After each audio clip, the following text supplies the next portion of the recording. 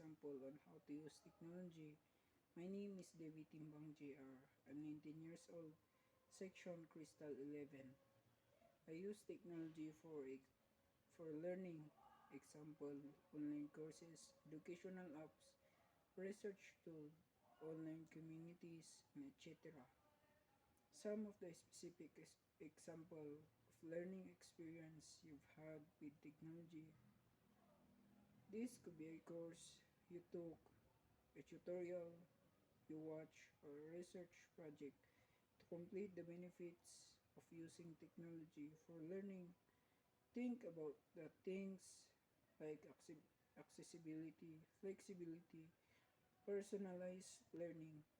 The challenges of using technology for learning is things like distraction, information overload, digital divide. Technology and my daily life. Where do I use technology? The most think about work, school, communication or entertainment, and how has technology changed your daily routine. For example, do you rely on online banking, grocery, ordering, or rides? Sharing apps. Some of the positive and negative impacts of technology on your personal life, things like convenience, connectivity, stress, information overload.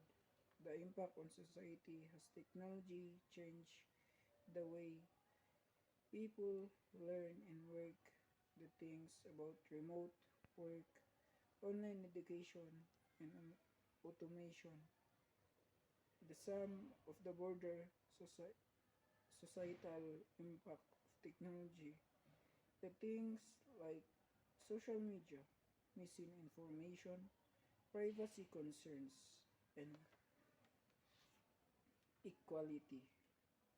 There are hopes and concern about future of technology's impact on society. To make this conversational more mindful, meaningful, I need a little more context from your example. You're currently learning.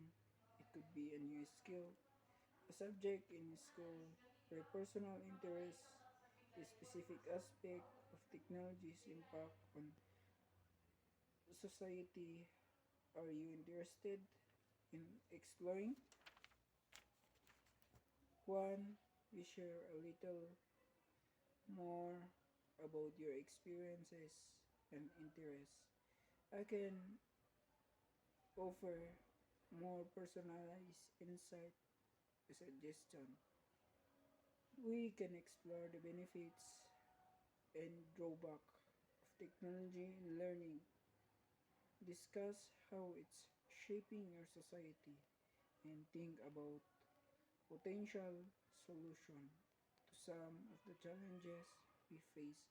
Thank you.